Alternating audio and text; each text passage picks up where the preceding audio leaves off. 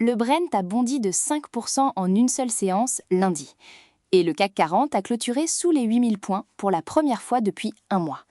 Ces deux faits ne devraient pas coexister dans un mois où les PMI manufacturiers européens surprennent à la hausse. Mais c'est précisément ce paradoxe qui révèle la nature du choc en cours. Tout est parti d'un flux d'informations contradictoires depuis le détroit d'Ormuz. L'agence iranienne Fars a affirmé que 2 missiles avaient visé une frégate américaine. L'armée américaine a démenti tout impact. Pendant ce temps, une explosion frappait un navire sud-coréen dans le même détroit. Entre annonces et démentis, le prix du baril de Brent a atteint 113,83 $, tiré par une attaque de drone sur le site pétrolier émirati de Fujairah et par le démenti des gardiens de la Révolution sur le passage de navires commerciaux. En clair, le 5e de la production mondiale de pétrole et de gaz naturel liquéfié transite par ce passage, et il est désormais contesté militairement. L'indice parisien a perdu 1,71%, sa plus forte baisse depuis mars. Francfort a reculé de 1,24%, Milan de 1,59%. Wall Street a mieux résisté, le Nasdaq terminant même en légère hausse, soutenu par les résultats d'Apple, de Google et de Microsoft. L'Europe supporte davantage parce qu'elle dépend davantage.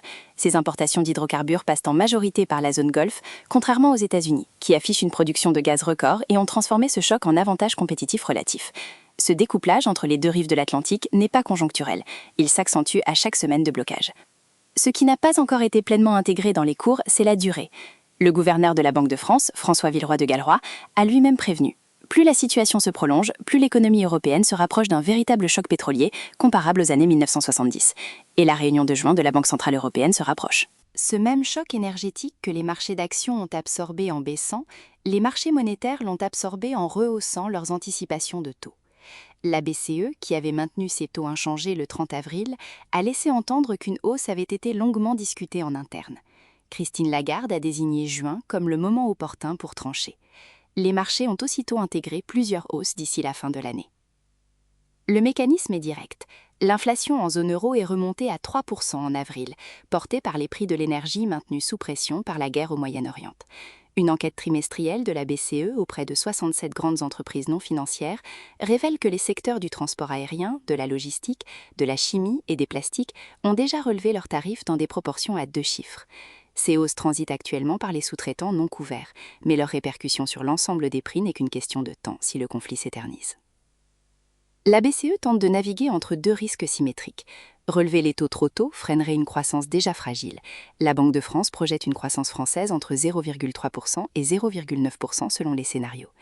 Ne pas relever les taux laisserait une inflation énergétique se transformer en inflation généralisée, à l'image de 2022-2023 après l'invasion de l'Ukraine.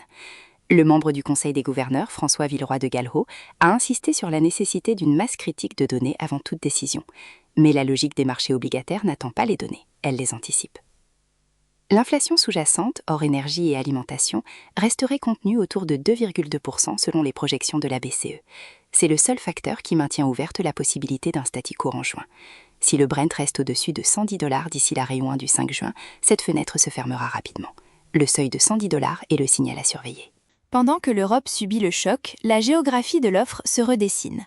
L'OPEP+ a tenu sa réunion sans mentionner officiellement la défection des Émirats arabes unis, effectif au 1er mai. Mais en coulisses, la rupture est totale. L'Abu Dhabi National Oil Company a libéré 55 milliards de dollars pour augmenter sa production et inonder un marché mondial étranglé par les tensions du Golfe. Cette décision n'est pas une solidarité avec l'Occident, c'est un calcul stratégique. Abu Dhabi cherche à préserver ses parts de marché en dehors du cartel au moment même où ses propres infrastructures sont visées.